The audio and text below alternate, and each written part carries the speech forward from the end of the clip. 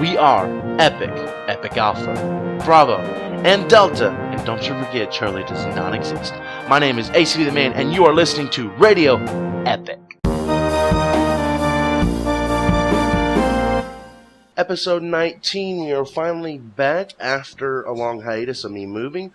We are finally back after not having a podcast for a long time, and I am a little bit under the weather. I will try not to cough on the stream. For our sixes of viewers, looks like we got about 6 people watching. One of them is me, so maybe 5 viewers. That's cool.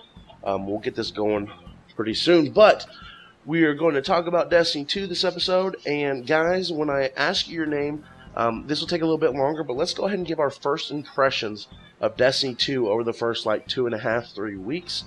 So first off, we have David Allen 353. Just give us your impressions of the game as it is right now.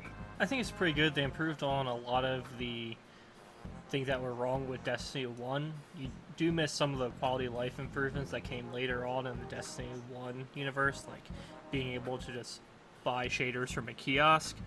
But overall, I think they improved on Destiny 1, and I look forward to see them improve Destiny 2 over time. And we have bnelly here, and bnelly, give us your first impressions on Destiny 2. I have to agree with David. It's definitely an improvement.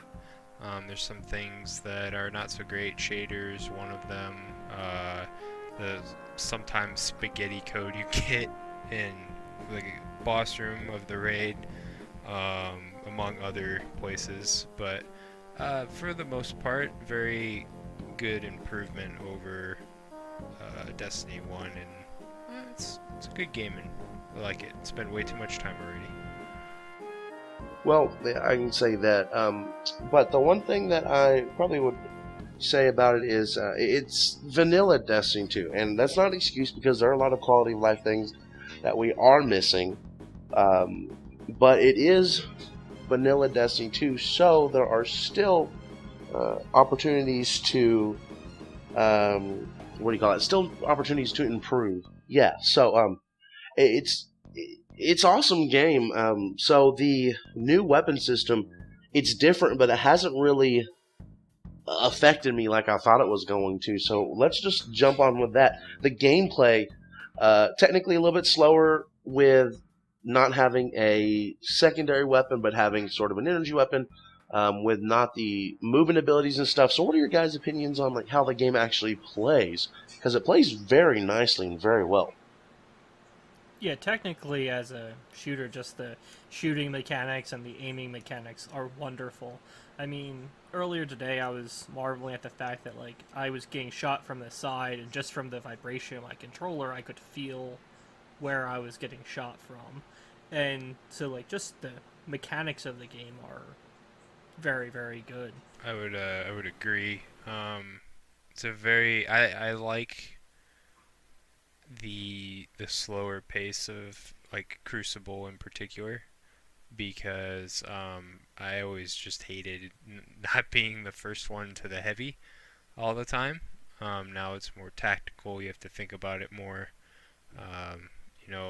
Especially playing competitive or trials, you gotta really team shoot, which is something that wasn't as big of a thing in my experience from Destiny 1. And so I really like the gunplay opposed to just the supers and the snowballing supers and the people always getting the heavy and that kind of thing. It's a good change. So I definitely will give it a +1 for that. Well, I find it interesting that you have to think about a situation now, talking about PvP a little bit, you have to think about a situation when you run into it, because you may have, 2 enemies over there, and you got to think, are they going to team shot you? Can you get a first shot? Can you kill somebody and move to cover? And so I like that a lot. I've played a lot of PvP and a lot of PvE. I haven't done the raid yet, which we'll get into in just a little bit. But personally, I like the changes that they've done because it makes me really, really think about my heavy. Not just for PvP, but in PvE. Do I want a shotgun? Do I want a sniper? What kind of play style do I want to go through? And it lets me have a specific play style more than Destiny 1 did, because Destiny 1, if you had a sniper, you could run in with an LMG. If you had a shotgun, you maybe have a rocket launcher or something like that. So you could get sort of this just kill everything from whatever distance you wanted to. But now you have to sort of pick your distances, especially because hand cannons are not as powerful as they were in Destiny 1. Especially because like high caliber rounds, we'll get into that in a little bit, have come back in a big way. And so you have to really think about the weapons and what engagement distance you want to be, how you want to actually play the game.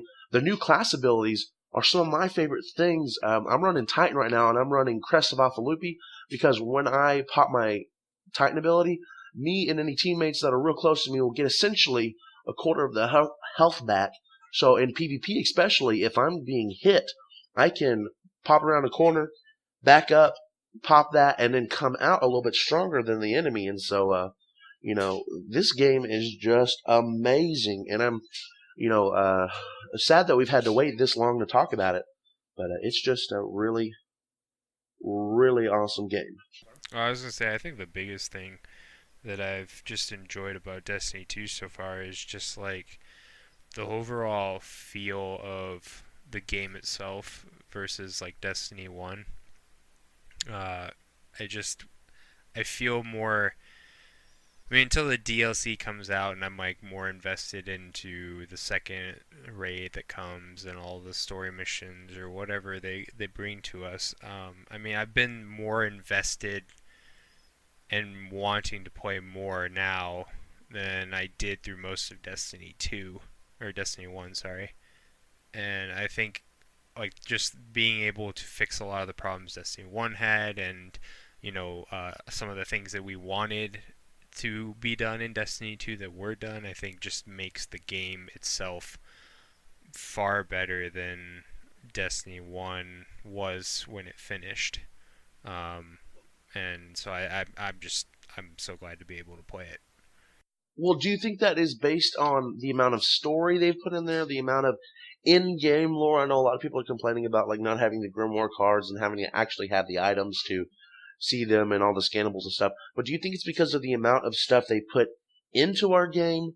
I'm just kind of wondering, because a lot of people are complaining about like how they don't have a lot of quality of life things when they go to their vault. They don't have different sections, and so everything's sort of in there as one, and just different little complaints like that.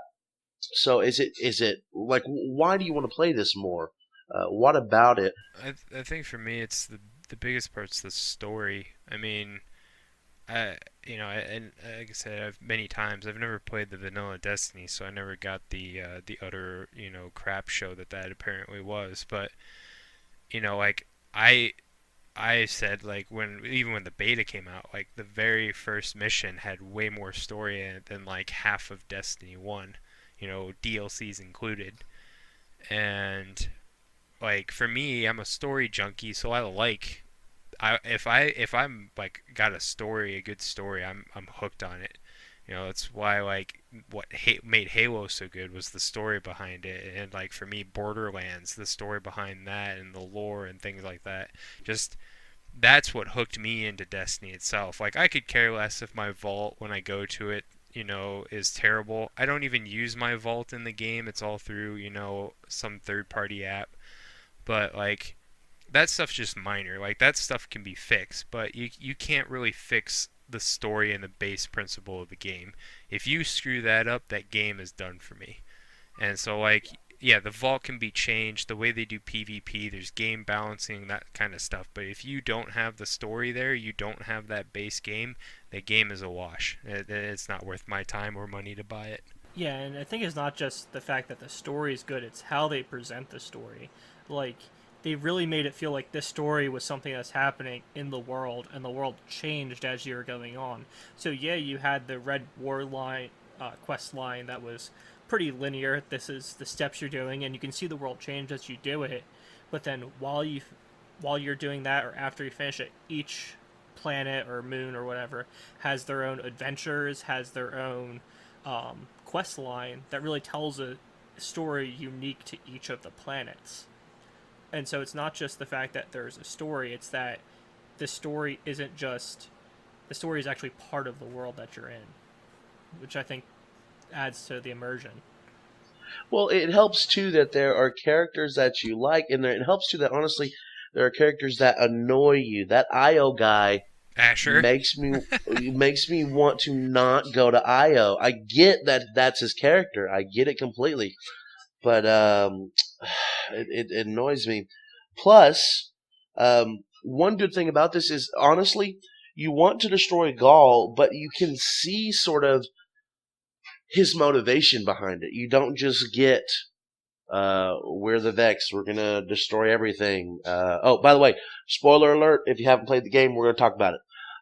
So you don't just get the Vex. You don't just get, hey, there's this dude down on the moon. Go kill him. Hey, the dude's dad is mad. And hey, guess what? The Fallen found some robot stuff, and now they're robots.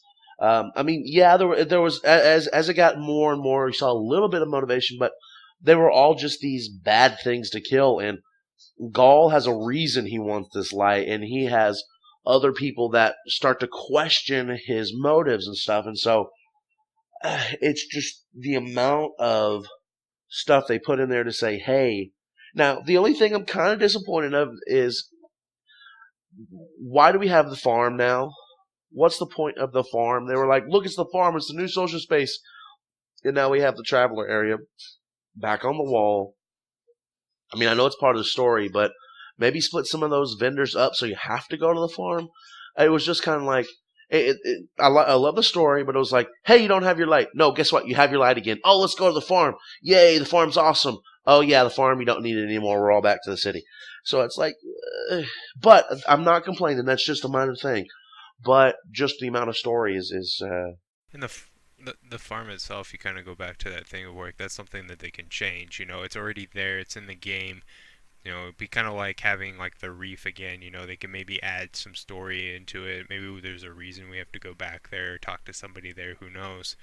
But I mean, I was just thinking the same thing the other day. I was like, well, it's like I almost want to go to the farm more than I want to go to the tower because I'm like the tower is, you know, it's familiar. It's the same kind of thing we had in Destiny 1. But I'm like, the farm's cool. Like, I like the farm. I want to go there. You know, it's outside the wall, it's outside the city. It's completely different from what we used to have. And I'd like to see something done there. Either future, if it's turned into you know, something else or whatever. I don't know, but I'd like to see something done more outside the wall. I do too, but everything we have is on the tower right now, and I guess we just gotta wait. Go ahead, David. I'm sorry, I cut you off. I was gonna say another great thing about the farm was it was really small compared to the tower. So if you need to talk to That all the too. different vendors, you were there in 20 seconds. Rather in the tower, it's oh great, I have to talk to Future Work Cult and to Hawthorne, and so I'm gonna be running through the tower for 5 minutes. Wait. Hold on. That's a good point, and I understand Future World has good weapons. But really? To each their own. Okay, To okay, each their own. okay. I can see that. I can see that. So while we're on this topic, we have sort of our first sort of live event, the faction rallies, which they implemented fairly well, I think. I think they could have maybe done something more with PvP. But bnelly, what faction did you choose? Dead orbit. Well, then we have a split because I am a new monarchy guy. Well, see then. Uh, So then we've got representative from all of the different factions. The thing is if we can ever get Doc back on the podcast, then then we'll, then yeah, he's the we'll have a, tiebreaker. So we'll have to yeah. wait and see. But yeah, I mean Oh, he's dead orbit. He's dead orbit. According to chat, he's dead orbit. yes, I Oh win. man. All right. Anyway, no, I think the faction stuff, as you were saying, is great. I kind of like the idea instead of just having it be kind of like a thing you did, you know, in addition to gaining reputation with everybody else, like it's actually gonna maybe mean something. But at the same time, it's just like I've heard that there's like a cap on how much you can get from them. Unless you're with Future War Cult because there's a bug. Well, we won't go there. But you know, like I hope they do something with the faction stuff, and not just make it kind of like an easy Iron Banner where you can just do stuff and get, you know, rewards for it. Like I hope that actually ties into either a future story or Maybe maybe stuff that happens changes how the story goes in the future. Who knows? Whatever they decide to do. But That would be awesome. Like the first four faction rallies that came around, more members went to Dead Orbit, and so Dead Orbit has a little more pull, and yeah, so that'd be pretty cool. I'd want it to mean Now, something. That's just my hope. well, if they even had more, if they even implemented it where it was like, hey, today you need to do this specific activity, or in PvP, if you went into a specific playlist, you could only match with people in your faction, something like that. That would be very nice. Or even if they said you have until Friday to join a faction, and then on Friday after that you can't join, and they show the leaderboards. So there's not a snowball effect. I mean, just something a little bit more. It's a good first step, though, and with what we've seen from the beta and how they've changed stuff, um, how they've changed and replied, this is a good first step. They will have more things to do, and they will be able to implement it in a slightly different way. By the way, Iron Banner is coming back soon, and I'm super excited about Iron Banner. But I mean, we just have all these live events that are coming out already, and so it's a good time to be a Destiny player, especially if you dropped off of Destiny 1. Come back, come play it. It's awesome. All right, guys. So have y'all done the raid yet? Way too much. I think I'm on like clear number 8 for this week. Woo! For this week, just helping people, or are you just Hel- trying to get loot? Helping people. I have one character right now, Titan Master Race. But I'm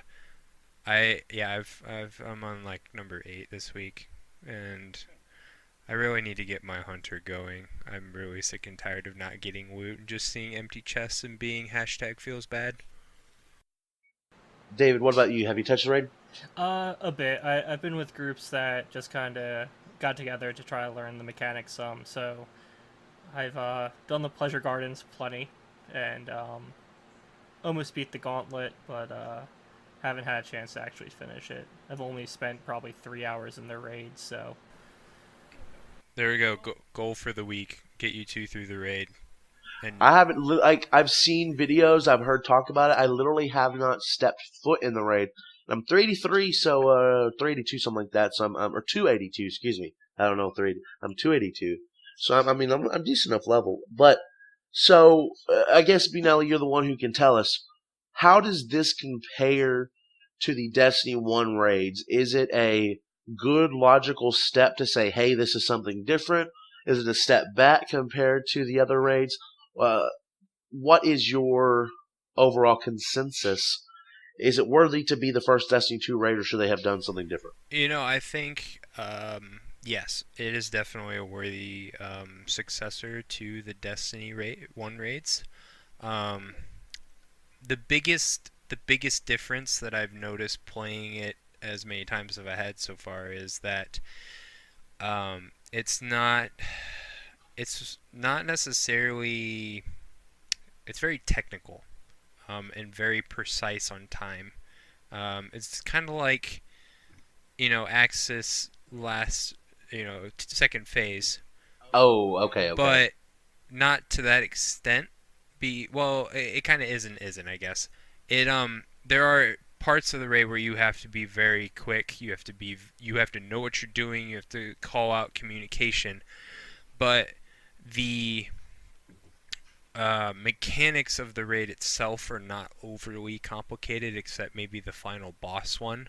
But everything else is very, very straightforward. It's very, I guess, kind of once you, I don't. For my first time that I did it, it was relatively easy to pick up.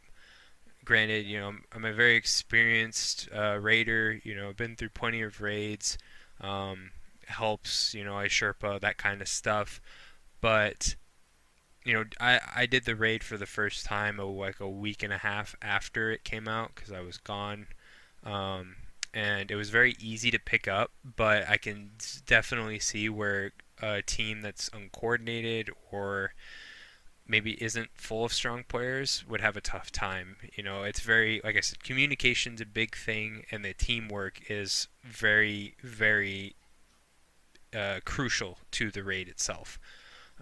You can't just have like, a couple people kind of do the raid for you. You all have to take part in the raid, and I think that's the big thing.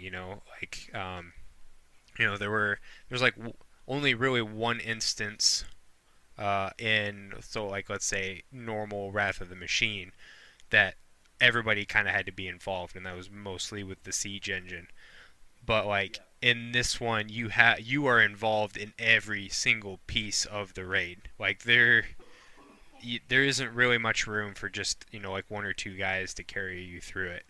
Um, whether it be you're at Pleasure Gardens, everybody has a part. It's not just two people. Everybody has a part.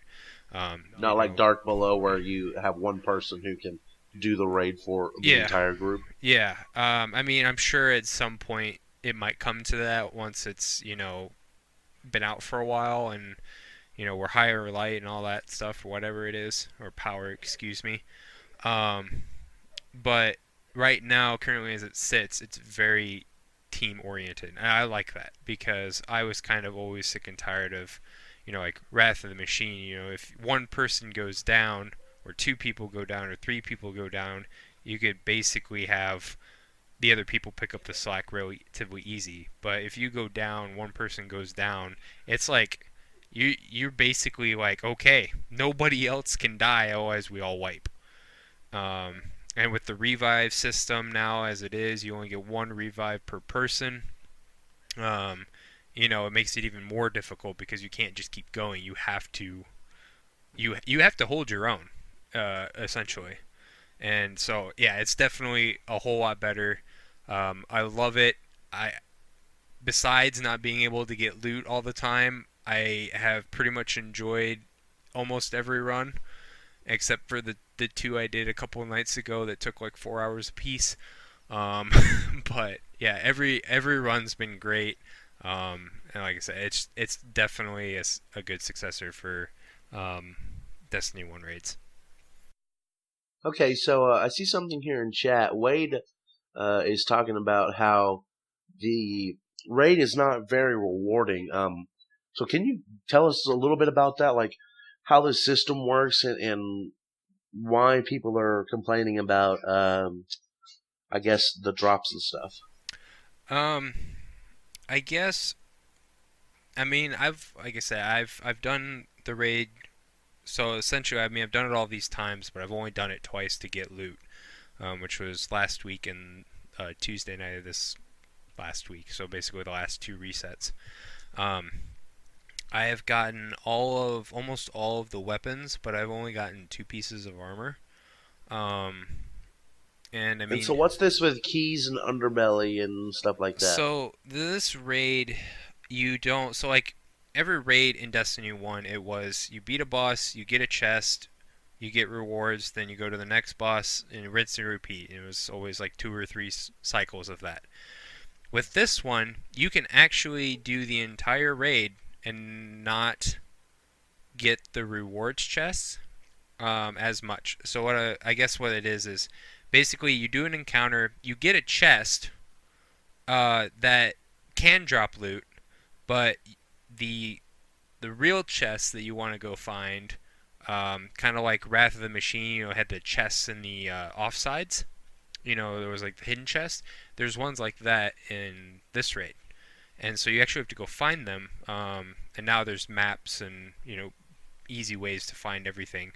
But that's kind of where I got most of my stuff from. Is I didn't really So get. do you have to beat encounters first to be able to get those, or No, actually, you can. So I learned this the first time I did the raid. We did.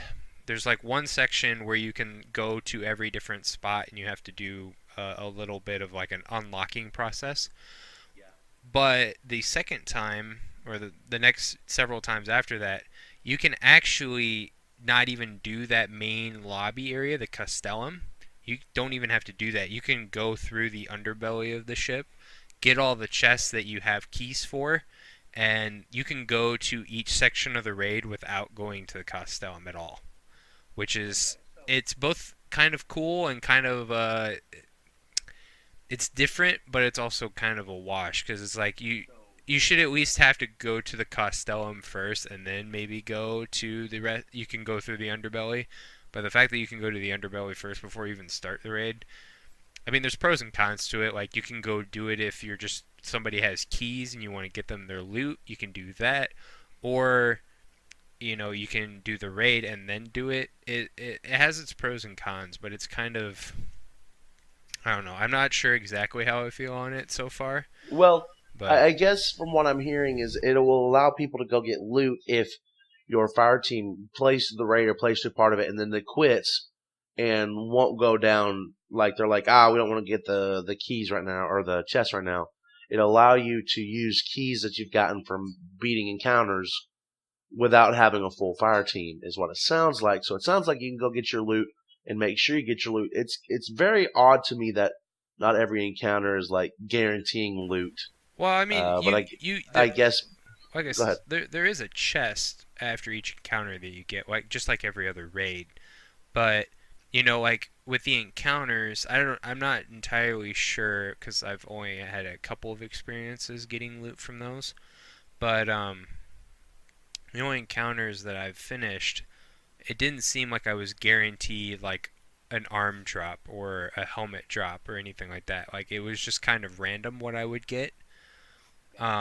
I don't know if that's 100% accurate. I haven't seen any material anywhere that states that, but I think I got my head or my helmet and my shoulders from the chest from the underbelly.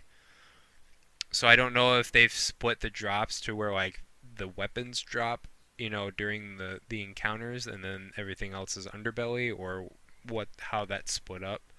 But that just kind of seemed what it was to me. So I don't know exactly how their loot system is working. Like I say, it kind of seems like an Axis kind of thing, where there were the side chests and then there were the encounter chests. So I don't know how they're splitting up loot, but I don't know. I've seen guys with all of the raid armor and the weapons and stuff, but I Eh, haven't they had probably such play luck. it then.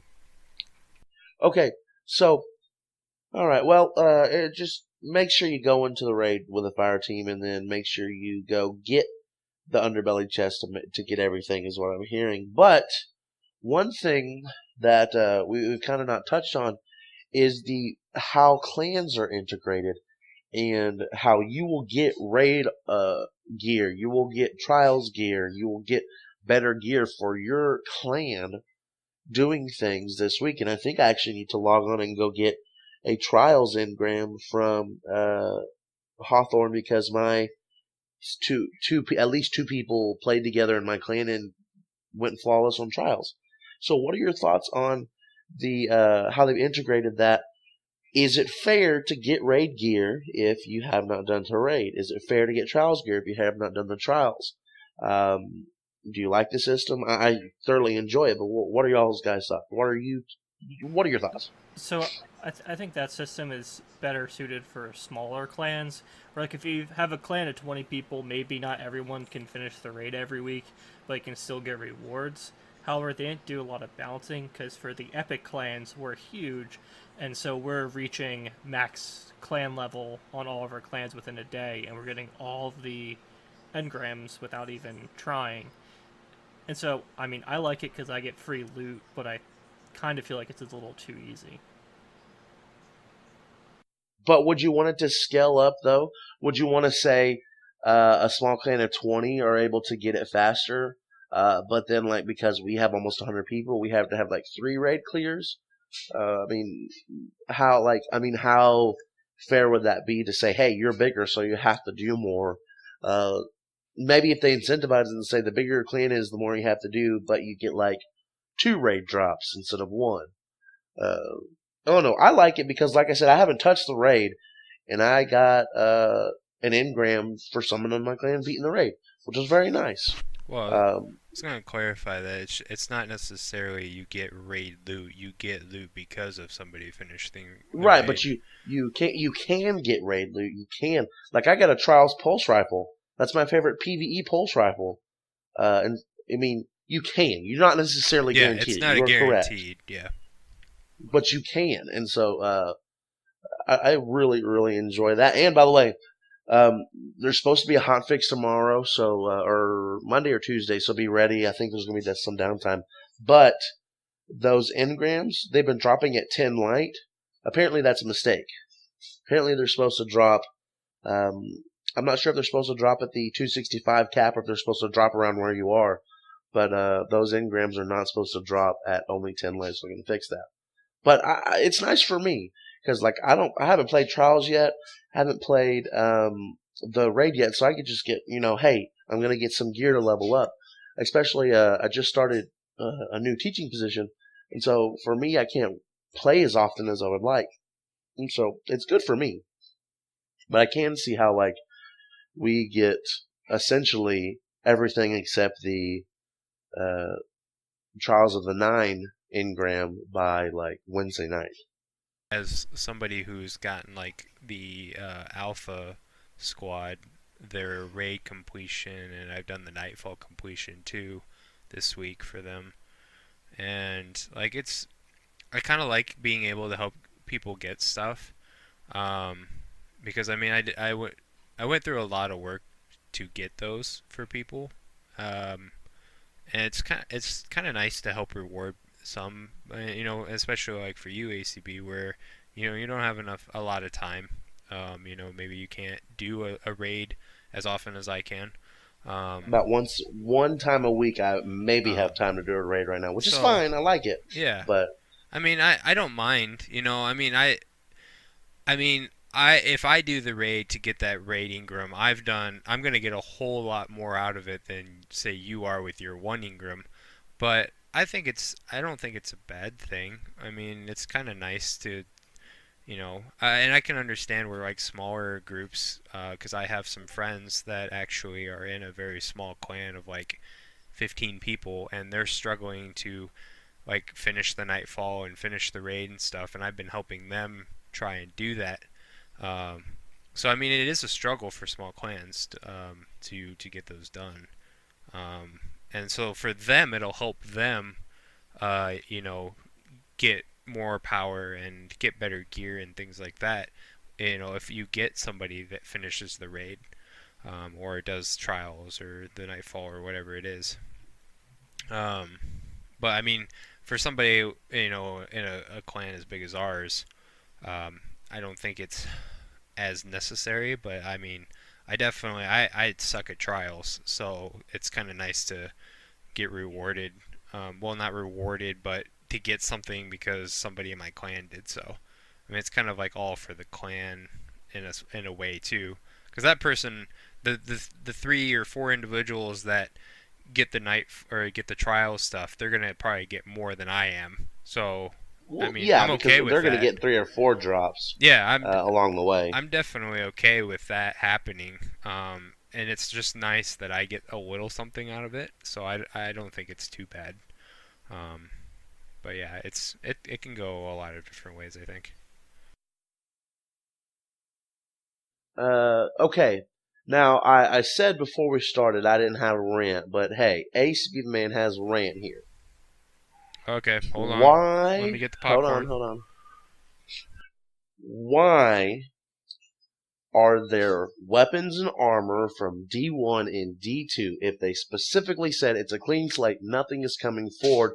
This is even getting into the high caliber rounds debate yet, but why do we have Mida? Why do we have Hardlight? Why do we have Crest Falupi? Why do we have all this stuff that's coming forward into Destiny 2? If all my stuff has been destroyed, why is it there? Yeah, in lore, somebody could have remade it, which technically we remade it. The gunsmith remade Mida, or we could have found something. Oh, hey, look, a Crested Alpha Loopy there. Somebody, it wasn't destroyed in the fire.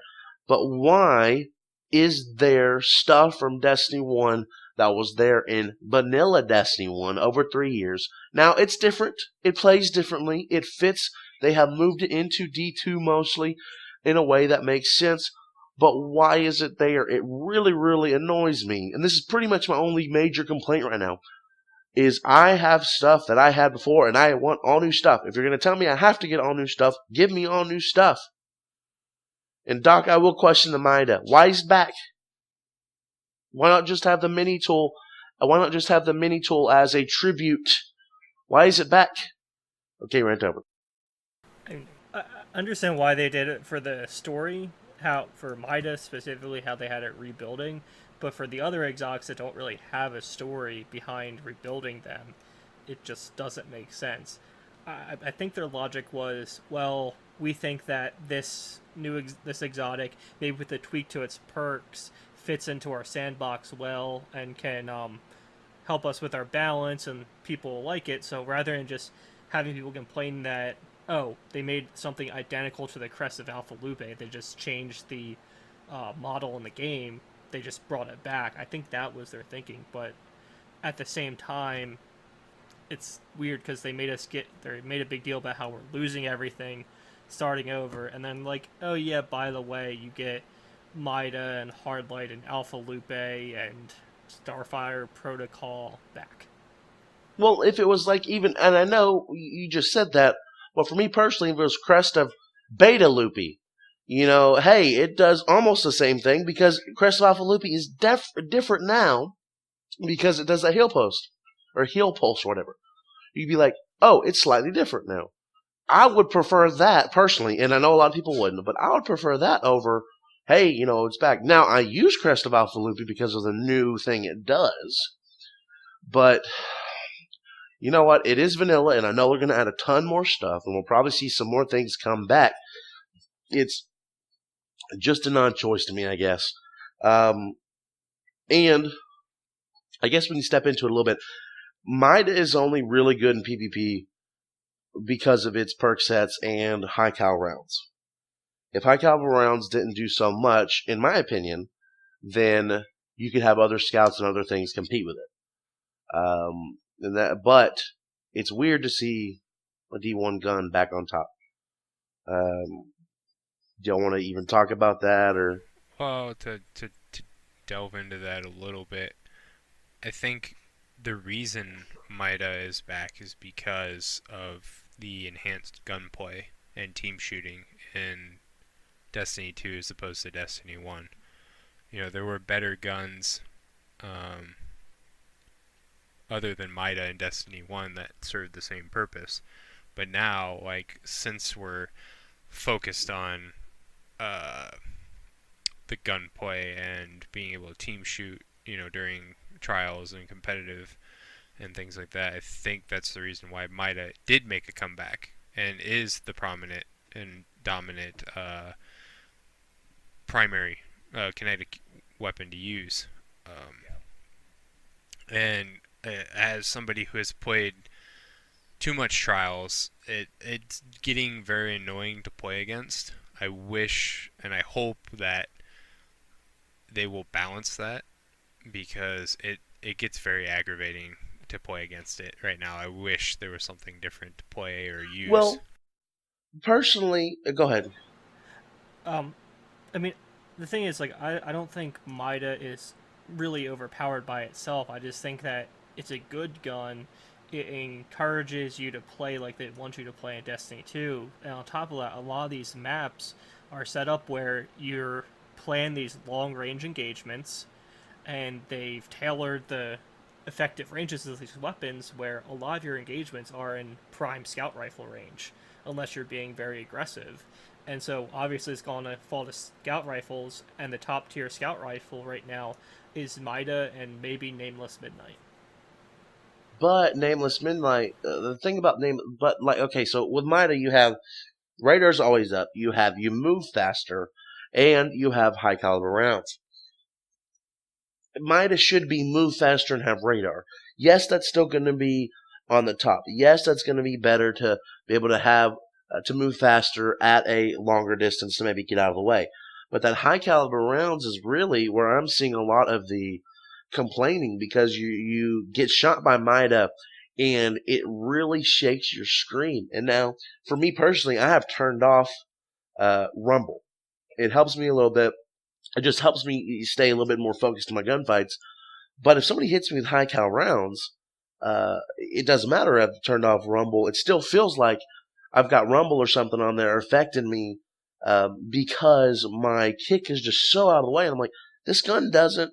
I don't know the name of it, but I use essentially an energy scout rifle as the gun I use primarily. And I know that gun doesn't kick that hard, but when I get killed by Mida or something, I'm like, oh, that's why it kicks so hard. Or Uriel's Gift. It's like, oh, that's why that gun kicks so much is because I was getting hit by high cal rounds. And so I think and a lot of people are saying this, and I completely agree with it. If high cal rounds were tuned down or turned off in PvP, then you could still run Mida in PvE, and Mida could still be a top tier weapon. But if people were using it, it's because they're choosing to use it as a longer range, and not just because it can kick people off of their sights. And also, I understand it's a familiar weapon, and so people are falling closer to it, but or going back to it. But I mean, it can still be there and still be in the game if the devs want it. I think there's just one or two changes they need to consider with this weapon specifically. Yeah, and I think one of the big changes that I think is underappreciated by the community is the idea that your radar is always on with it. For all the other guns, your radar is basically off when you're aiming, and then you can't just scope out for a second, check your radar again, because it takes a second or two to come back. It's like 1.6 seconds, I think. It's ridiculous. Yeah, and so with Mida, you can just be scoped down the lane, and no one can flank you because you have your radar up. Whereas every other gun, you have to play differently because you don't have that radar, you don't have as much situational awareness. And that leads to people being able to just scope down lanes, 2 or 3 people on a team, just waiting for someone to come, the other team to come around the corner and team shot them with Mida. And also to add into that fact, I'm looking on Destiny Item Manager right here at the moment about Mida compared to a lot of these other scout rifles, these high tier ones.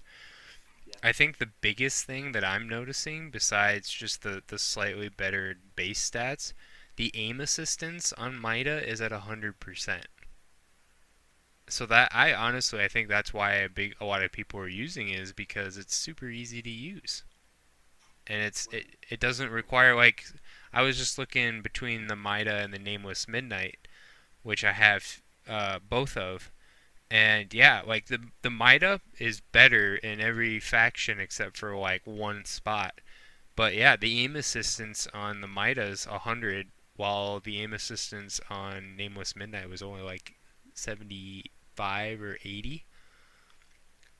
And I think that's probably the biggest reason.